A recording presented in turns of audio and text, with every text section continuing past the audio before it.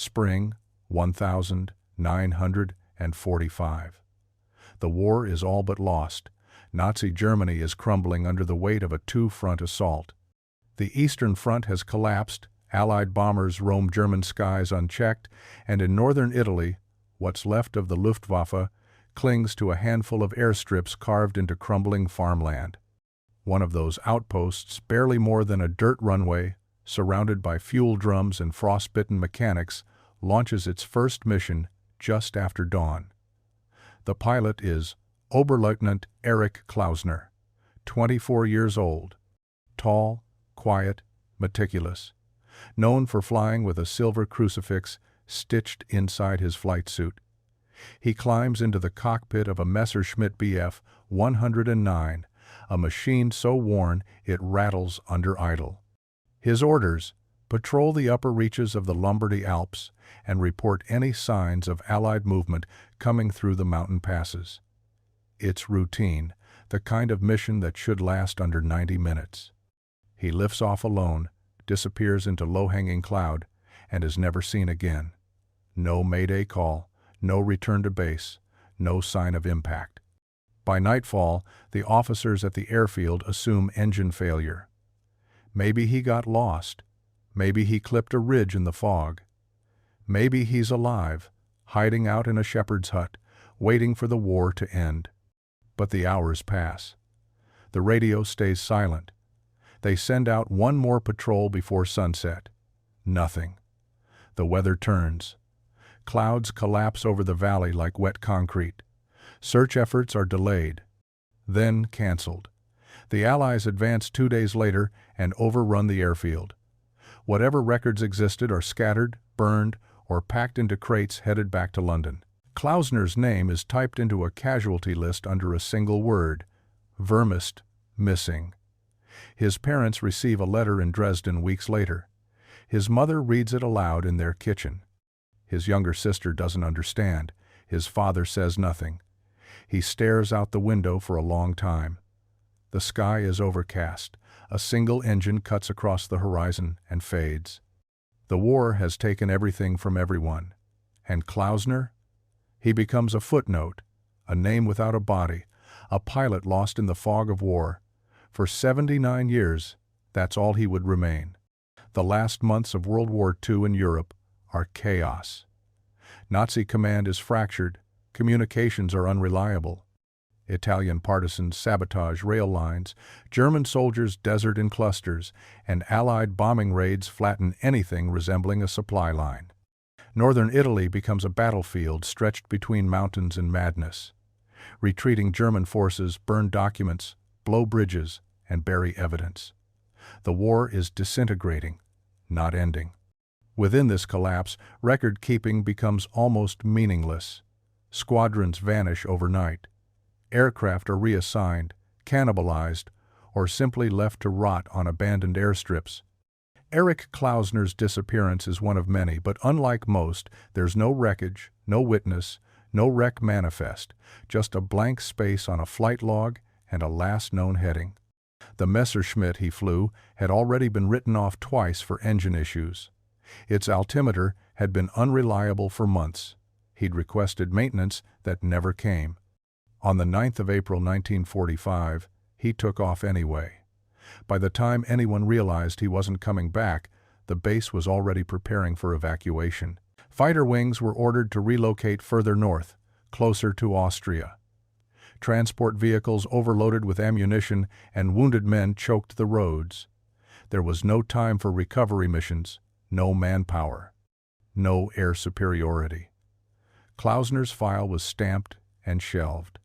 Days later, American troops marched through the area. His plane, his body, his last transmission, none of it was found. To the occupying forces, he was just another missing German pilot. To the locals, he was a rumor. A streak of metal in the sky one day, nothing the next. His story faded beneath layers of history, overtaken by bigger battles and larger atrocities. No photographs of him remained, no gravesite. Just the occasional whisper from an aging uncle who remembered a neighbor's boy who went up in the clouds and never came down. Years passed. then decades. Forests grew where runways once sat. Snow blanketed the valleys. Eric Klausner became a question with no answer, a story with no ending. Until the summer of 2024, when a glacier high above Val di Sole began to melt and something man-made appeared beneath the ice. Something with rivets, something with a swastika barely visible on its broken wing, and someone still inside. Time does strange things in the mountains. Roads vanish, trails shift, and stories stretch until they become something else entirely. By the 1,960 seconds, the war feels like a distant echo in northern Italy, something buried with the bones of another generation. But not everything stayed buried. In the remote highlands of the Lombardy Alps, where glacial winds whistle through broken stone and the snow never quite melts, strange rumors start to circulate. Locals talk about a hidden aircraft, an old warplane wedged into a crevasse, sealed beneath layers of ice. No one can agree where exactly. Some say near the ridge above Peyo. Others point toward Val di Sole, just west of the glacier's spine. But every time someone tries to look, the snow returns. The weather turns. The mountains say no. A shepherd swears he saw something in 1982, a streak of silver poking out from a glacier's edge. He goes back the next week and finds nothing but wind and frost. A hiker in 1993 snaps a blurry photo from across a ravine, something metallic glinting in the sun. But by the time he reaches the spot, a fresh fall has erased the trail. It becomes local folklore, the way all unsolved things do.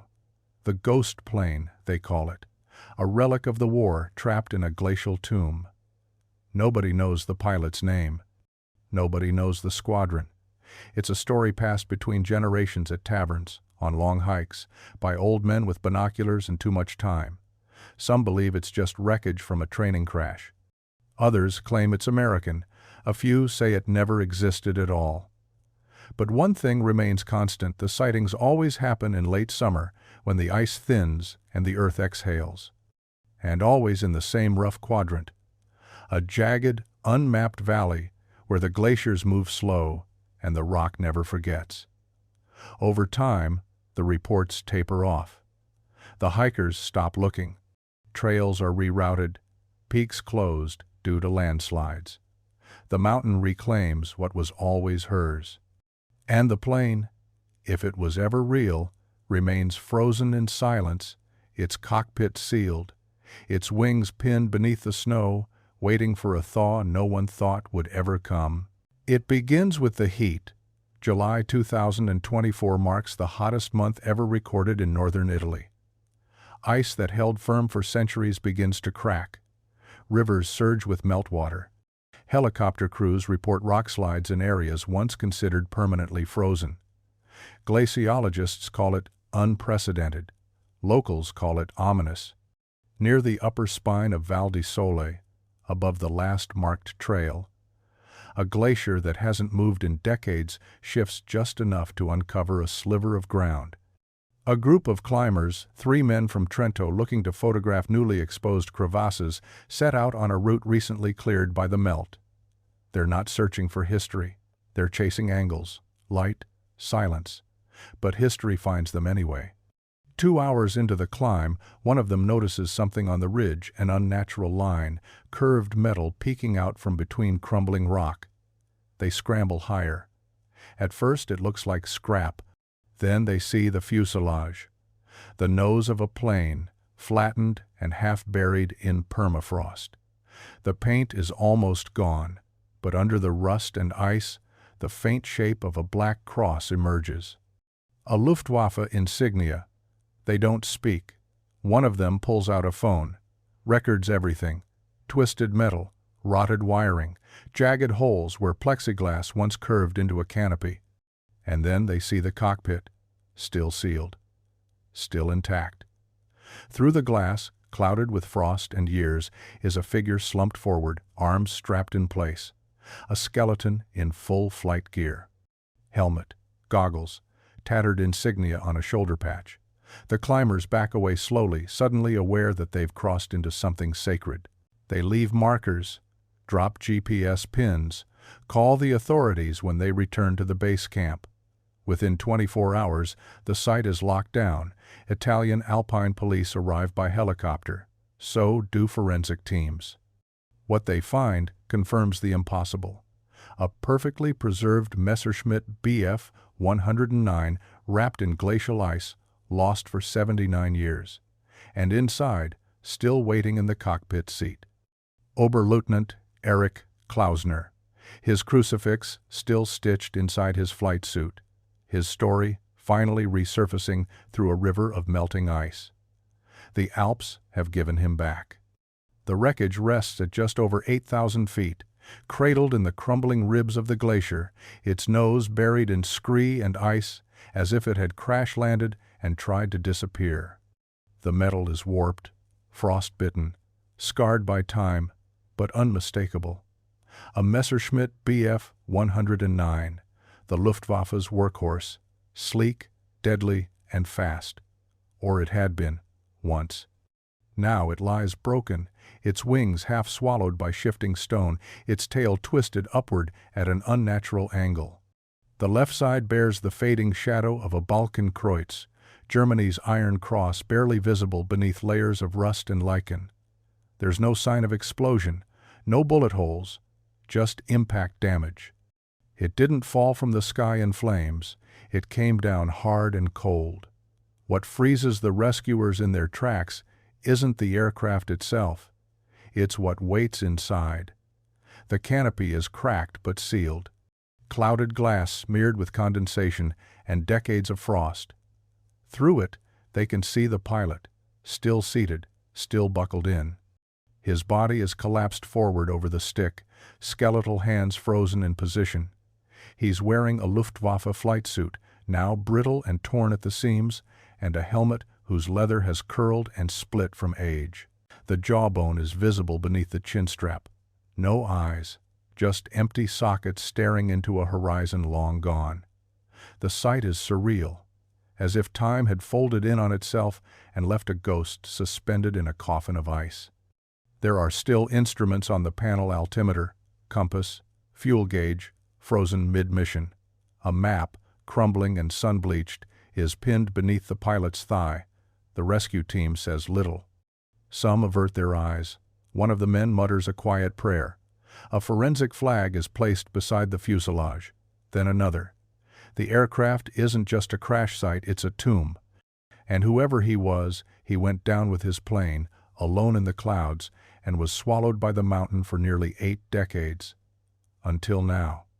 The news moves quickly, first local, then national. German World War II plane found in Italian Alps. But what no headline can quite capture is the feeling on that ridge, the sharp quiet, the wind pressing against steel, and the undeniable presence of someone who had been waiting to be found. The extraction takes days. The wreckage is unstable, the slope unforgiving, and the glacier still shifting under the midday sun. Specialists are brought in: aviation historians, glaciologists, forensic technicians. The decision is made to lift the plane out in sections. The cockpit is cut with precision, its canopy carefully unsealed, revealing a space preserved like a museum exhibit frozen in time. The pilot's remains are lifted from the seat with surgical care. Bones delicate as glass, still bound by the frayed straps of a flight harness. His boots are intact, so is a rusted sidearm. Wrapped in the fabric of his flight suit, beneath what's left of his chest rig, is a satchel. It's leather, cracked at the folds, and sealed with a weather-warped buckle. Inside, a wallet, 2 wax-sealed envelopes, and folded military documents written in Gothic script. Dog tags are found beneath the collarbone, tarnished but legible. The name reads, Klausner, Erich. The forensic team goes silent. The cold has kept everything: his identity, his memory, his story suspended in stasis. The documents are transferred immediately to military archivists in Rome. The leather wallet contains a faded photograph. A woman in a summer dress standing in front of a lake. No inscription, no date, just a moment frozen, now seen by strangers 79 years later. The contents of the satchel are laid out under sterile light. One envelope contains orders stamped the 8th of April 1945, authorizing a solo patrol of the Alpine corridor. The other holds personal correspondence, addressed to an Ingrid, possibly a lover or fiancé. The handwriting is clean, precise, in the practiced style of a man who didn't expect to write many more letters. But the last page is unfinished. It ends mid-sentence. Investigators conclude what many had suspected. Klausner was not shot down. No battle damage is visible on the fuselage. No sign of fire. The leading theory is navigational error, low visibility, altimeter malfunction, a sudden drop in elevation, and the mountain did the rest. His final resting place, unreachable for decades, now thawed by a changing climate, has finally let him go. After 79 years, Oberleutnant Erich Klausner is no longer missing. He has a name, a body, a story, and, at last, a way home. It doesn't take long for the story to go global. Within days of the discovery, headlines sweep across Europe. German fighter pilot found in melting glacier, World War II aircraft unearthed. After 79 years, skeleton in cockpit identified. The photos are haunting. A shattered Messerschmitt perched like wreckage on the edge of time, the outline of a flight suit, a helmet half covered in frost. The alpine wind pressing through what remains of the fuselage, like the exhale of something long held in. Historians confirm the pilot's name, Oberleutnant Erich Klausner. Once a son, a brother, a soldier. Now a story. The German government opens an inquiry and reaches out to military records divisions in Berlin. Buried deep in dusty archives, Klausner's personnel file still exists, yellowed, misfiled, but intact. One address in particular stands out, Dresden. His last known residence before deployment, a liaison from the Bundeswehr is dispatched. DNA samples confirm the identification. A chain of paperwork moves quietly through bureaucracies. But what matters most isn't in a file, it's the human echo that follows. A family line still exists. A great-nephew named Lucas Klausner, now in his 50s, is tracked down in Leipzig. He never knew Erich. He was born decades after the war. But he remembers stories his grandmother used to tell in a soft, regretful voice. Her older brother, the pilot, the one who never came back. The letter that ended in silence. For Lucas, the phone call from Berlin feels surreal. "We've found him," the voice says. "He was still in the plane." It's like hearing a ghost speak. Like someone reading a sentence thought lost forever. The family had assumed he died over the sea, or disappeared in Russian territory, places no one ever returned from. But now, there's a body, a name, a time, a place.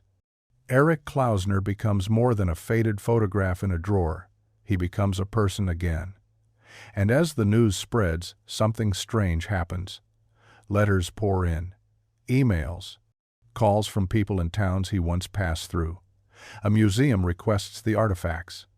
A historian offers to help with a proper burial. And quietly, in the corners of Europe, the war stirs again, not in anger, but in memory. Because one of its ghosts has come home. The truth, when it comes, arrives in fragments. A torn mission order, a bent flight map, the surviving instruments on the control panel, frozen in time but still legible under forensic light. Historians, engineers, and military archivists gather in a cold hangar near Bolzano, where the wreckage is being studied piece by piece. Their goal: reconstruct the final flight of Oberleutnant Erich Klausner. What they find is both precise and unnerving. Klausner had taken off alone on the 9th of April 1945 from a makeshift Luftwaffe strip outside of Trento. His orders were clear: fly a reconnaissance loop northward across the Lombardy Alps, check for signs of Allied movement through the valleys, and report back before nightfall. A simple patrol. 90 minutes, start to finish. But he never made it back. Radar logs from the period recently digitized by an Italian historian show a brief, unidentified contact near the Tonale Pass. It blinks into existence for less than 20 seconds, then disappears entirely. No Allied aircraft were in the area that day. Weather reports describe sudden mountain fog around 2:20 p.m., a known hazard in spring. Some believe Klausner got caught in it. The theory is simple: limited visibility, a faulty altimeter, and the illusion of open sky. He believed he was higher than he was. The glacier, hidden beneath the clouds, rose up to meet him. A navigational miscalculation by less than 100 meters. The mountain didn't move. He did. Others aren't so sure. Mechanical failure is possible. His plane had been patched together from salvaged parts cannibalized from other Messerschmitts. A partial fuel blockage, a stuck rudder, a jammed throttle, any of them could have sent him drifting into the ridge. Still, others ask darker questions. Why no radio distress call? Why was the map pinned beneath his leg different from his official orders? Why did he carry a sealed envelope addressed to someone outside of his family? No definitive answers emerge, just educated guesses. The wreckage, despite its preservation, gives up only part of the truth. The rest, like so many wartime stories, remains suspended between fact and mystery. But one thing becomes clear: Klausner didn't die in battle. He died in silence. Alone in the clouds, chasing a war already lost, guided by instruments too tired to save him. And for 79 years he waited frozen in the cockpit until the mountain finally let him go. The plane offers more than answers. It offers fragments of a life, scattered like relics inside a frozen tomb. In the cramped cockpit where Klausner sat entombed for nearly 8 decades, the forensic team moves slowly. Every item is catalogued, every object touched with reverence. It's not just evidence, it's memory. Wrapped tightly around the flight stick is a rosary, its beads dulled but intact, the crucifix fused into the metal as if held there through every second of impact. It wasn't Luftwaffe standard issue. This was personal, a quiet gesture of faith in a war that had long since run out of miracles. Tucked behind a rusted flap near the side panel is a photograph creased, water-warped, but unmistakable. A young woman standing near a lake, hair caught mid-motion by a breeze, a half-smile caught in black and white. She's not in uniform, not a nurse, not a soldier, just someone waiting. On the back, a name, Ingrid. No last name, no address, just a trace of something tender, folded into the machinery of war. They find the letter last, wedged inside the satchel, protected by wax paper and folded with care. The ink has bled and the page is brittle, but the words are still readable beneath the decay. The handwriting is tight, fast, the mark of a man writing between orders. It's dated the day of his flight, the 9th of April, 1945. "I'll be back by Sunday," it reads. "Save me some coffee." That's the final line.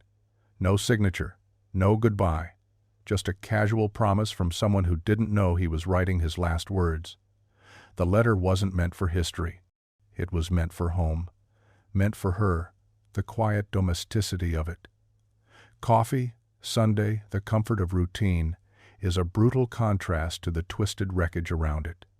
Investigators step back, some wiping their faces, some not saying anything at all, because suddenly Klausner isn't just a skeleton in a flight suit or a name on a dog tag. He's a man with someone waiting, a man who thought he'd land, send a wire, walk through a door, but he never made it. And for 79 years, that letter remained folded in the dark, kept safe by ice and silence. A promise undelivered, a life suspended. The Messerschmitt Bf 109 is a shell ripped open by time and impact, but its story is strangely intact. Aviation experts from Italy, Germany, and the UK gather in a secure hangar outside Bolzano, poring over the fuselage like archaeologists at a dig site. The plane is one of the late war variants, stripped of extras, built for speed and fuel efficiency. By 1945, Germany was bleeding machines faster than it could build them. Every rivet, every panel was designed with desperation in mind. But this aircraft tells a quiet story: no signs of enemy fire, no shrapnel, no bullet damage. The conclusion is simple and tragic. Klausner wasn't shot down. He flew into the mountain. One wing, specifically the right, has been sheared off cleanly, almost surgically. Not exploded, not splintered, but clipped, likely by a granite ridge hidden by low cloud cover. The damage is consistent with glancing impact at high speed, enough to destabilize the plane, send it spinning, but not enough to detonate. The cockpit absorbed the final impact. His body never left the seat. The parachute pack is still secured, untouched. He never had time to deploy it, or perhaps never saw the need. The altimeter, a rusted dial frozen mid-reading, is off by nearly 300 meters. Investigators believe it had been malfunctioning for some time. Klausner probably believed he was flying well above the danger zone, cruising over the peaks, when in reality he was skimming death. Just one wrong reading, one false sense of safety, a mountain masked by fog, and then silence. No radio call, no evasive maneuver, no time. Just steel meeting stone in the loneliest stretch of sky. That's the cruelty of it. Not sabotage, not combat, but a quiet, invisible mistake. The experts step back. They've seen wrecks before. Burned-out trainers, shattered bombers. But this is different. The preservation, the solitude, the eerie completeness, it feels like a message preserved in a bottle, now opened, one man, one plane, one final descent. And for all the blood and fire of World War II, this particular death was quiet, almost gentle. Frozen in ice, sealed in snow, untouched by time. A plane not destroyed by war, but by the mountain that watched him fall and chose to keep his story for nearly 80 years. Digging through old Luftwaffe records is like scraping ice off glass layers of chaos, fragments of truth, nothing ever entirely clear. But slowly, a picture forms. Klausner was part of Jagdgeschwader 77, known as JG-77 Hertz as the Ace of Hearts. It was one of the Luftwaffe's oldest and most storied fighter wings, but by 1945 it was little more than a name. The squadron, once feared across Europe, had been bled dry. Its ranks were scattered, its aircraft patched together from wrecks, its pilots barely trained. They operated from makeshift strips hidden in northern Italy's countryside, launching what few planes they had into the shrinking sky. Klausner flew out of one such base near Lake Garda, a foggy patch of earth held together with gravel and resolve. His fellow pilots were men barely older than boys, some already dead, some captured, a few listed as deserters, though no one ever checked if they'd simply vanished like he had. The final month of the war in Europe was a blur of desperation. JG-77 was tasked with reconnaissance, hit-and-run tactics, last-ditch defenses against Allied bombers pushing through the Po Valley. The mission logs are thin, pages torn, orders hastily typed or handwritten in the margins of repurposed documents. But Klausner's name appears on the April 9 roster, scheduled for a solo patrol. He was one of 3 aircraft that launched that morning. Only 2 returned. The other pilot who survived Oberfeld-Webel-Menzel died in 1956, having never spoken publicly about the war. His logbook is archived in Berlin. One line stands out: Klausner failed to return. No contact, assumed mechanical. That was it. His disappearance was just another loss, in a month full of them. No search was authorized. No inquiry followed. The Allies were closing in, and nobody had time to wonder where one pilot went. By the end of April, JG-77 ceased to exist. Their planes were abandoned, burned, or commandeered, their history buried under the weight of surrender. But now, one story has surfaced. The squadron's final missing man has been found. the last one to fly, the only one never accounted for. And in a strange way, Klausner's lonely crash site in the Alps has become the closing chapter for an entire unit, a grave marker not just for a pilot, but for the forgotten end of a forgotten squadron. Long before maps were printed and coordinates assigned, the mountains remembered. Their language wasn't one of dates or records, it was sound, shadow, and silence.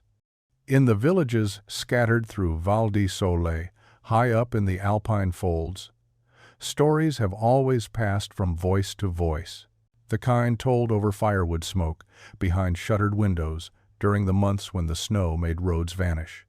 And one story in particular kept coming back. The old men remembered it. The ones who were boys when the war came close. It began as a noise, a scream in the clouds, one recalled, long and unnatural, like metal tearing the sky. Then a flash. A thud, swallowed by distance. No explosion, just silence. A shepherd near Malga Campo claimed to have seen it, said a bird of silver fell from the clouds and never rose again. Said he'd heard the thump, walked toward it, saw something strange sticking out of the snow above a ravine. But when he brought others, there was nothing. No smoke, no trail. Just rock and ice, and the wind whispering through the pine. They laughed. Said he was chasing shadows. The war was ending, and everyone had their own ghosts. Over the decades, the story faded. Sometimes, children heard it as a bedtime tale, the mountain that swallowed a bird. Sometimes, a hiker would point toward a jagged ridge and say, "That's where it happened." But no one really believed it, until now, until the glacier gave up its secret and the rumors became reality. Now, the elders sit in quiet vindication, watching news crews swarm the valley, listening to voices on the radio speak the name Klausner. Some of them still remember it. A whisper passed down, the German who vanished. And in the silence of these peaks, where time moves differently and memory never dies, the truth has finally surfaced. The mountains didn't forget. They held him, not out of cruelty, but out of keeping, until the world was ready to remember. Until the snow melted and gave up the shape of a silver bird lost in fog. And the shepherd, long buried, was finally proven right. The funeral takes place on a quiet morning in Saxony, not in a grand cathedral, not on a military base, just a modest cemetery on the edge of Dresden, where the trees have seen war and outlasted it. The Klausner family gathers, a handful of relatives, most of whom never met him, but carry his name like a faint echo. There are older mourners too, military historians, archivists, and mountain rescue volunteers flown in from Italy. Some wear uniforms, others wear hiking boots. All of them understand they're witnessing something rare. Closure, after nearly 8 decades, isn't something war usually gives. Erich Klausner is laid to rest with full military honors. A folded flag rests atop the casket, not draped in nationalism but in remembrance. Not to glorify a war, but to honor a young man who disappeared into it. His remains, bone fragments, shards of fabric, the crucifix stitched into his flight suit, are buried in a plot beside his parents, whose stones have weathered since 1972. The ceremony is brief. A military bugler plays Ich hat einen Kameraden. The notes carry across the grass like a final message passed from one century to another. A mountain rescue officer from Trento steps forward and places something beside the grave. Klausner's helmet, frostbitten and bent from the crash, now cleaned but unchanged. It sits in the soil like a relic returned to its story. One historian speaks softly about JG-77, about young pilots with months of training sent into skies filled with silence and mistakes. Another reads from the letter found in Klausner's satchel, the one that ends with, "Save me some coffee." There's a pause after that line, a silence that no one interrupts, because everyone present knows this moment isn't just for Klausner. It's for all the missing, all the names filed under disappeared, all the stories left open-ended.